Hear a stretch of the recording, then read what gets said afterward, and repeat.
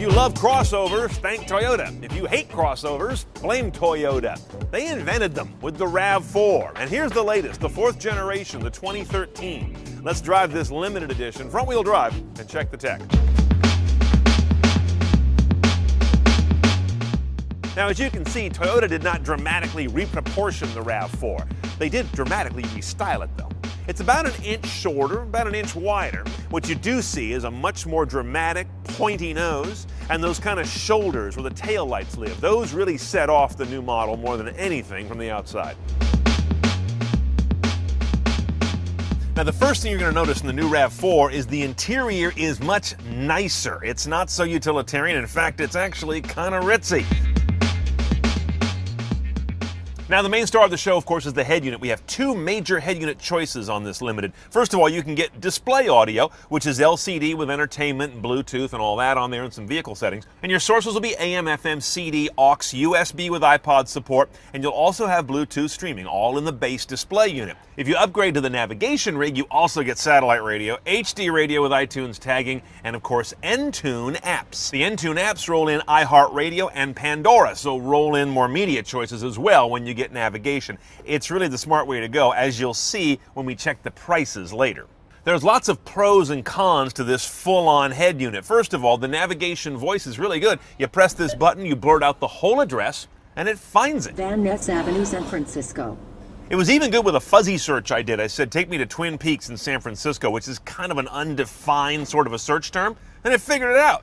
A downside, though, is that the voice command doesn't work for the Entune apps. So you can use voice command to do all kinds of things for communication, navigation, and such, but you cannot use it to do a Bing search, for example, or to tell it to do something with iHeartRadio or Pandora. So it's a mixed bag here.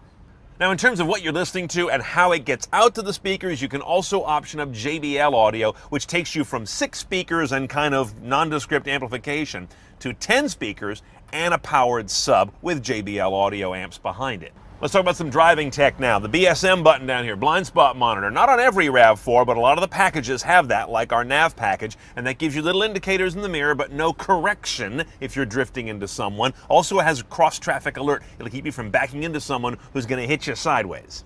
The main story here is that we've got a transmission that is a 6-speed, but it's a faux 6. It's actually a CVT with variable pulleys, but that's better than the 4-speed cogged transmission that we had in the outgoing model. That was positively antiquated. The Soviets were loaning them to Toyota or something. No paddles on the wheel, but you can drop it back here into a gate for sport mode and then shift within there up and down.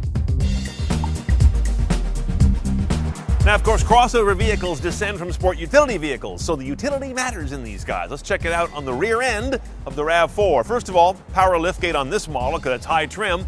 I gotta say, it's one of the slower ones to start, and it's pretty slow to go up. I only bring it up because you get impatient day in and day out with slow power tailgates. This one kind of got on my nerves after a while. Fold flat second row, and it's very easy. One lever at the side of the seat, and whack, it goes down. No screwing around with multiple sort of levers and pulls. You'll also notice they no longer offer a third row option. The engine's a new story as well. The engine's not really new, but now you no longer have the choice of a 6-cylinder. It's an inline 4, or you're not getting a RAV4 at all. That's your choice. The numbers, 176 horse, 172 foot-pounds of torque. Gets this 3,500-pound vehicle to 60 in about 9 seconds. That's very average for its class. The MPG is not bad, though. 2431 is nothing to complain about. Now, we have a front-wheel drive car here. It's also an all-wheel drive variant. And limited slip differential is included on this front-wheel drive as well. Now, I'll tell you, first thing you notice about driving this car is there's not much to notice. The power comes on just fine. You don't miss the V6 not being here, really. What you do notice, though, is there a little bit of that yo-yo effect that is sort of a CVT and a 4-cylinder that's kind of struggling a little bit. That does lead to some sort of strange kind of loopy, spooly acceleration. But there's plenty of power here. It's just not real responsive.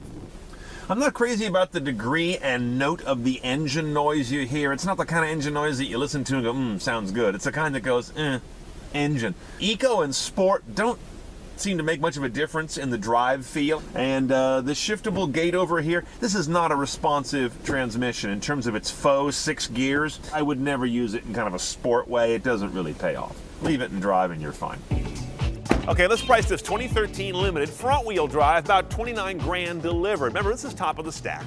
$1,400 more will get you all-wheel drive. As a driving experience, it remains a relatively high-tech, good value, civilized driving machine, but it's not going to blow you away in any one direction.